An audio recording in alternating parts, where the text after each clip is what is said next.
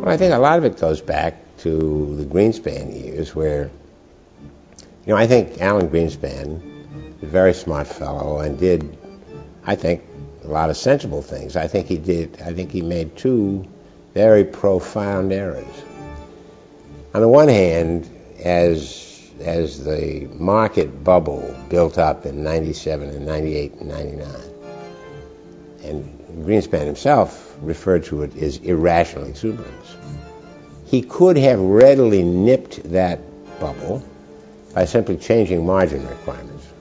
He was urged to do so, and he declined to do so, I think in the name of ideology.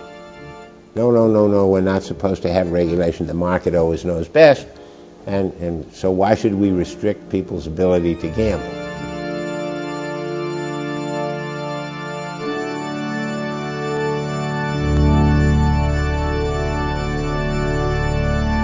I made a mistake in presuming that the self-interest of organizations, specifically banks and others, was such as that they were best capable of protecting their own shareholders and the equity in the firms. Greenspan is paying more attention to what's good for a few big banks, which was very cheap interest rates, than what was good for the economy generally. He knew that there was too much speculation on Wall Street. He could have been a tougher regulator. A lot of the speculation on Wall Street that brought down the economy was not just the result of cheap money. It was the result of cheap money combined with no rules. I made a mistake.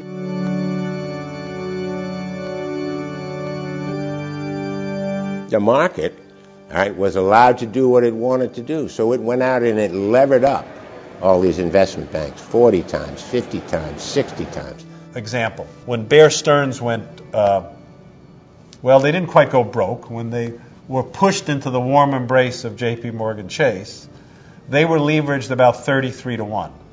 That means for every dollar of assets they owned, they had actually put up 3 cents of capital and borrowed the rest. What does that mean?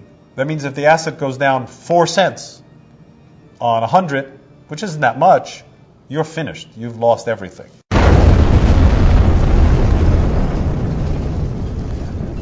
Along the way, they reported profits. They weren't real profits. They were fake profits.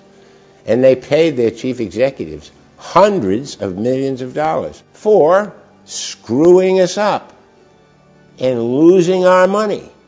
And we paid them a huge premium for this. We said, boy, these are really smart guys. They're not smart guys. You and I would never have made those loans. I made a mistake. And I think the hypocrisy of the financial elites in this country is in the fact that they're for the free market only as long as the casino is booming.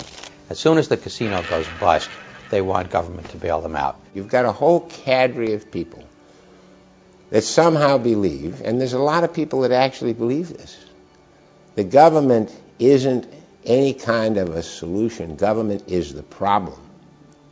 So they forget about the fact that the government defends us. The Navy, the Army, the Air Force, that's government. They forget about the fact we've got Social Security. They forget about the fact that there's Medicare and Medicaid. They hate government. They hate anything that would prevent them from having these abilities to invent stuff and then make a gajillion dollars. I made a mistake. They wanted to destroy the system that had been created from the Great Depression all the way through the Eisenhower, Kennedy, and Johnson administrations. They were not interested in making it work.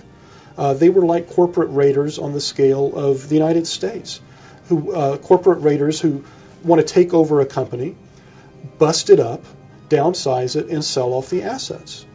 To me, that's the really radical nature of this post-1970s right. They were not conservatives because they weren't trying to conserve anything. They were radicals. They were trying to destroy.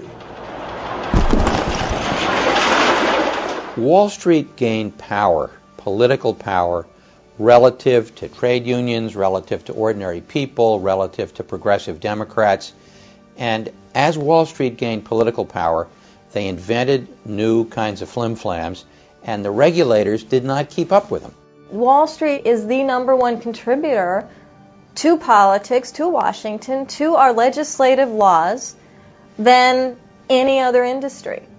and they are the number one contributor in any election, and they're the number one contributor between elections. In addition to inappropriate, deregulation, we also have dishonesty, outright flat dishonesty, by politicians that refuse to tell the public the truth about just how bad this financial situation has become.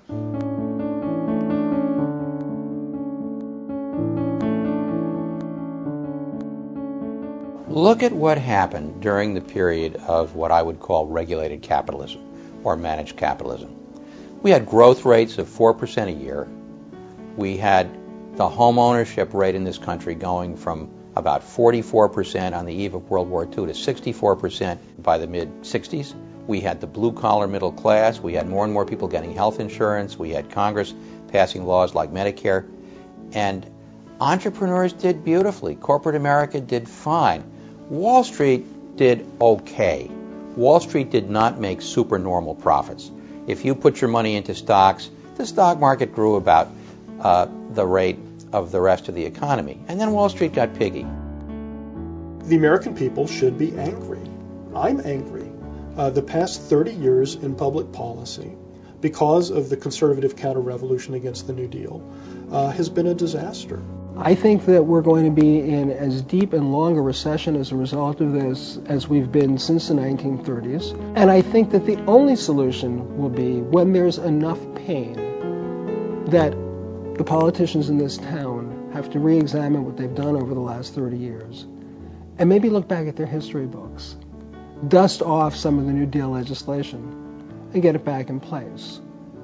To realize that regulation is not a bad word. Regulation is the price we pay for living in a safe society. You regulate banks, right? What you're trying to do is prevent individual banks from doing things to a public that has no way of knowing what it's doing, right? So as not to deprive the public of its savings. If the financial system as a whole comes apart, if foreign governments are no longer willing to lend to the United States government, if the United States government can no longer finance its operations, the standard of living of everybody in these United States is going to plummet. Probably going to go down gradually anyway. But if the financial structure fails, it's going to plummet.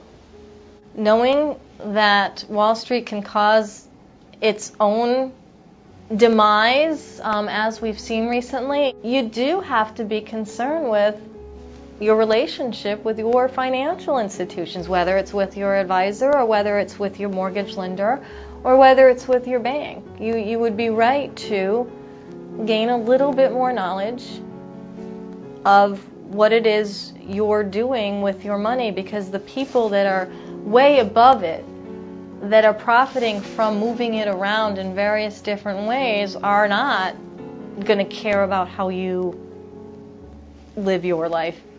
They'll always tell you, well, in free markets people get hurt, but the market adjusts and whatever. What they forget about is that individuals are getting hurt. They don't really care that they're individuals. The individuals that are getting hurt, I assure you, they care that they're getting hurt. The other remarkable thing about the 25 years after World War II, they were very entrepreneurial. All kinds of great things got invented. Jet aircraft got invented. Computers got invented. But because financial markets were kept in their appropriate place, you didn't have crashes. You didn't have savings and loan meltdowns. You didn't have bank panics. You didn't have insurance companies going broke. The financial economy in those years was very well mannered. And it was not mannered because these are inherently nice people. It was well mannered because it had been housebroken. And it had not been housebroken by accident. It took real political struggle.